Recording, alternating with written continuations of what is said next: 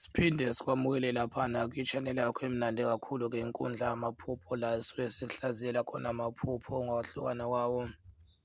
Ungakhohlwa-ke ukusubscribe-ke kanye noku-like-ke nokushera ukuze-ke ushaye ne-notification ukuze ukwazi-ke nangesinye isikhathi ukuthola amanye amaphupho esisuke sikuhlaziyela wona. Namuhla sikubhekela iphupho elimayelana nenja, ukuphupha izinja.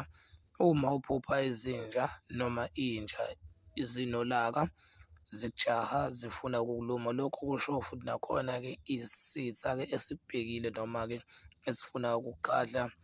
Kodwa uma uzophupha izinja noma inja ihleli noma zinawe, kusho abantu abadala-ke abakuvakashile abasuke bezokubheka-ke bekusingathile. Ungakhohlwa laphana-ke ukusubscribe-ke, uku-like-ke kanye nokushera-ke ukuze sikwazi ukuphinde sikuhlaziyele-ke amanye amaphupho.